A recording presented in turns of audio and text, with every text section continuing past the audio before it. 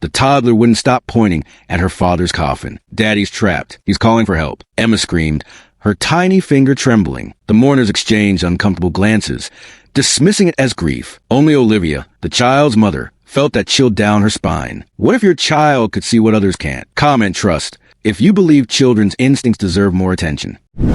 St. Andrew's Church fell silent as Olivia Matthews clutched her daughter Emma's hand. The mahogany coffin at the altar contained Michael, her husband of 5 years, gone too soon at 32. "He was perfectly healthy," whispered Mrs. Sullivan, the elderly neighbor. "Such a tragedy." Olivia nodded numbly, her black veil hiding tears that wouldn't stop. Just 3 days ago, Michael had kissed her goodbye before heading to work. Now she stood planning life without him. Emma, barely 2, had been unusually agitated since arriving. Her blue eyes, so like her father's, kept darting to the coffin and then to the shadowy corner behind it. "Daddy," she whimpered, pulling against Olivia's grip. "Sweetheart, please," Olivia whispered, trying to calm her. The mourners were starting to notice. Emma's face flushed red with frustration. "Daddy trapped," she insisted louder, pointing frantically. Reverend Walsh paused his reading. Several heads turned. "Children process grief differently," Mrs. Sullivan offered sympathetically. But something in Emma's desperate eyes made Olivia's heart race. This wasn't just grief. This was something else entirely. As the service continued, a tall man in an expensive charcoal suit approached Olivia. Victor Matthews, Michael's cousin, with his perfectly combed hair and cold eyes that never quite matched his smile. "Olivia, I'm so sorry for your loss," Victor said, placing a manicured hand on her shoulder. "Michael was like a brother to me." Olivia nodded, though she knew the cousins had barely spoken in years. "Listen," Victor lowered his voice, glancing around. "I hate to bring this up now, but we should discuss the house situation soon." Olivia stiffened. "What house situation?" "Michael's debts, the mortgage, you know." Victor's voice was smooth as oil. "The property would fetch a good price. I have buyers interested already." "Buyers?" Olivia's voice cracked. "My husband isn't even buried yet." "Just being practical," Victor replied, "for Emma's future." Mrs. Sullivan, overhearing, narrowed her eyes. "Perhaps this conversation can wait, Victor." Victor's smile tightened. "Of course, but we should settle matters quickly. Tomorrow, perhaps?" Emma suddenly jerked away from Olivia, pointing at Victor with unexpected fury. Bad man hurt Daddy." The church fell silent. Victor's face drained of color. "Children," he laughed nervously. "Such vivid imaginations." The funeral resumed, but Emma's outburst lingered in the air like a storm cloud. The toddler refused to look away from the coffin, her small body trembling. "Daddy calling," she whispered repeatedly, tears streaming down her flushed cheeks. "Daddy's scared." Olivia tried to soothe her daughter, but Emma's behavior only intensified. She pointed to the dark corner behind the altar, then back to the coffin, as if tracking something invisible moving between them. Mrs. Sullivan leaned closer to Olivia. "My grandmother used to say children can see through the veil between worlds," she murmured. "The very young still remember where they came from."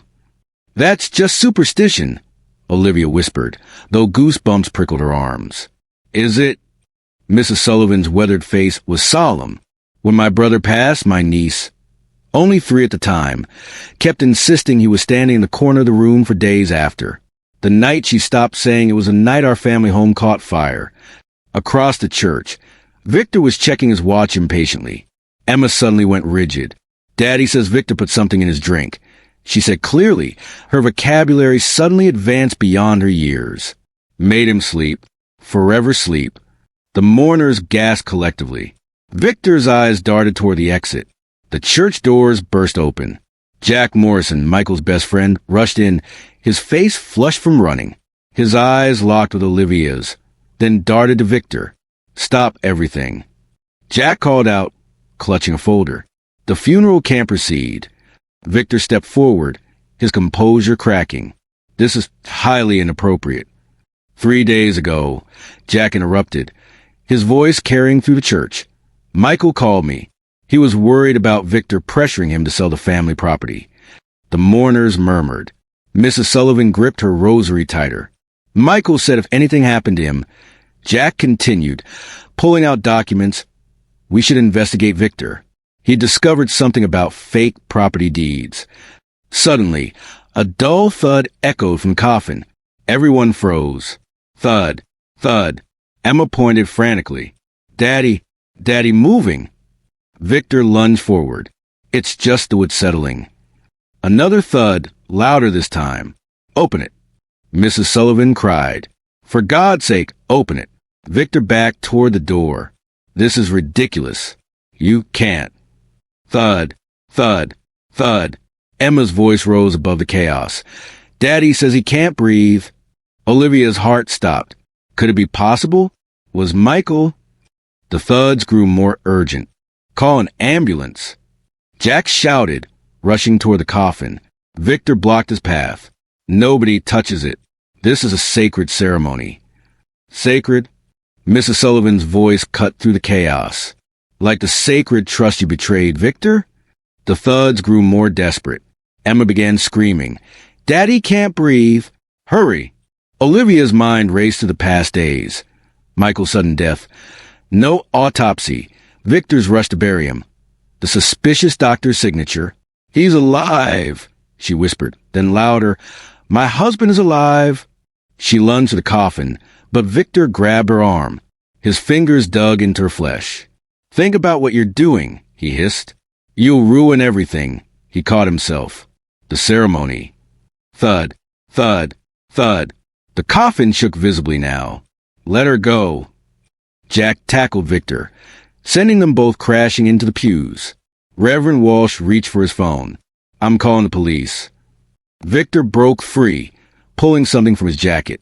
Metal glinted in the candlelight. Nobody moves, he shouted, brandishing the gun. Nobody opened that coffin. But behind him, Emma had stopped crying. She pointed at the church entrance, her face suddenly calm. Police here, she said softly. I see them. The church doors crashed open. Sheriff Anderson and 3 deputies burst in, weapons drawn. Drop the gun, Victor. Victor spun around, his face contorted with desperation. You don't understand. I had to do it. The property is rightfully mine. By killing your own cousin? Jack shouted, blood trickling from his split lip. I didn't mean to kill him. Victor's gun hand trembled. Just knock him out until he signed the papers. But he had a reaction to the drug. Thud, thud, thud. He's still alive. Olivia breathed. You buried him alive. Dr. Bennett rushed in behind the police. The death certificate is forged. I just confirmed it with the hospital. Victor's eyes darted wildly between the police and the coffin. He should have just sold the house. Our grandfather promised it to me. Emma's clear voice cut through. Daddy says grandfather never promised anything. You're lying. Victor aimed his gun at the coffin. If I can't have it. 3 shots rang out. Victor screamed, his gun flying as police bullets struck his shoulder and arm. Get the coffin open. Sheriff Anderson shouted. Now! The thuds had stopped. They were running out of time. Jack and the deputies rushed forward, prying at the coffin lid. It resisted. Victor had sealed it with extra locks. Stand back. Sheriff Anderson ordered, shooting the locks. The lid flew open. Michael lay inside, pale and barely breathing, but alive. His fingers were bloody from pounding. Get the paramedics, someone screamed. Olivia collapsed beside the coffin, grabbing Michael's hand. His eyes fluttered open. Emma? He whispered. She heard me. Emma wiggled free from Mrs. Sullivan's grasp, running to her father. Daddy, I told him you were trapped. Victor, handcuffed and bleeding, slumped against the wall. It wasn't supposed to end like this. Dr. Bennett checked Michael's vitals. He's weak, but stable. The drug Victor used, it only mimicked death. A coma, Jack realized. You buried him in a coma. Victor's plan had backfired spectacularly. The property scheme had revealed a would-be murderer instead. 3 weeks later, Michael sat in his hospital room. recovering steadily. Olivia hadn't left his side, and Emma spent every visiting hour curled up on his bed. "She saved my life," Michael said softly, stroking Emma's hair as she slept.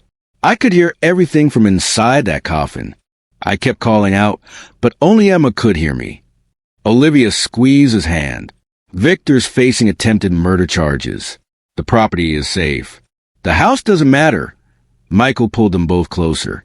"My family is what matters. My miracle daughter and her extraordinary gift." If this story touched your heart, remember to like and subscribe. Sometimes the smallest voices carry the most important messages. Emma's gift not only saved her father, but also revealed a powerful truth. Children's instincts shouldn't be ignored. Victor received 25 years in prison. The Matthews family still lives in their ancestral home, where Emma occasionally mentions seeing angels in the garden. Some people are born with a special connection to the unseen, Mrs. Sullivan often says.